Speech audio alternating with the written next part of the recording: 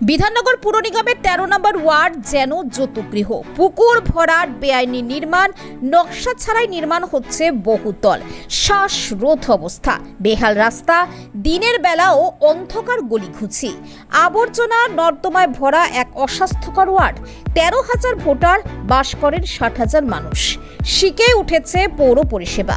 বিশেষ করে পীর সাহেবের মোড় থেকে ঈশানপল্লী, মাঠপাড়া, মেঠোপাড়ায় গেলে আপনি দিশেহারা হয়ে যাবেন, শ্বাসকষ্ট অনুভব করবেনই।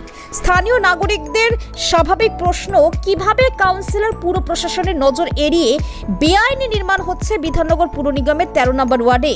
কোন রহস্যে কয়েকজন অসাধু প্রমোটার বেআইনি নির্মাণে ইঁদুর দৌড় শুরু করে দিয়েছেন এই ওয়ার্ডে?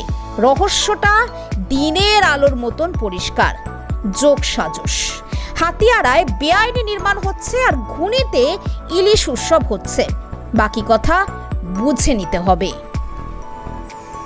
আবারও বেআইনি নির্মাণের অভিযোগ বিধাননগর পুর নিগমের ১৩ নম্বর ওয়ার্ডে। ধনকলে একটা বড় প্রাচীন পুকুর ছিল, সেই পুকুর উধাও।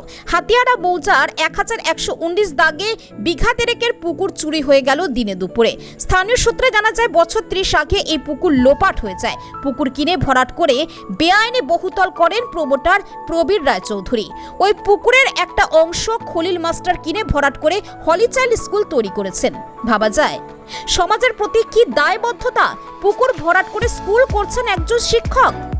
এখন স্থানীয় প্রমোটার মুকে পাশের পুকুর ভরাট করে দোকান ঘুমটি ভেঙে জয়েন্ট ভেঞ্চারে পুকুরের বাকি জায়গা নিয়ে বেআইনি বহুতল নির্মাণ করছেন। তিনি বলছেন, আমি আইন মেনে কাজ করছি, জেলা থেকে জমির চরিত্র বদলের অনুমতি নিয়ে কাজ করছি।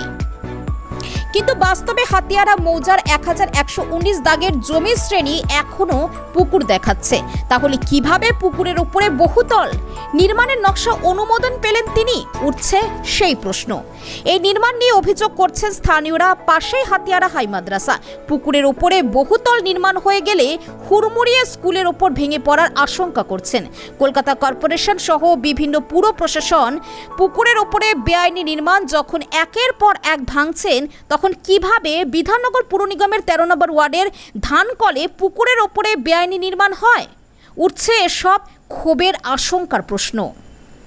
পুকুর ভরাট করা জায়গার উপরে যদি হয়ে থাকে, জানা নেই আমার বিষয়টি, তবুও বলছি যে যদি পুকুর ভরাট করা জায়গার উপরে হয়, আর যেহেতু একেবারে স্কুলের গায়েই রয়েছে, সুতরাং এদিকের বিল্ডিং বা ওই পাশের বিল্ডিং যারা রয়েছে, তবে উভয় ক্ষেত্রেই এটা একটা চিন্তার বিষয়। সেটা সচেতনতামূলকভাবেই কাজটা করা উচিত আর কি।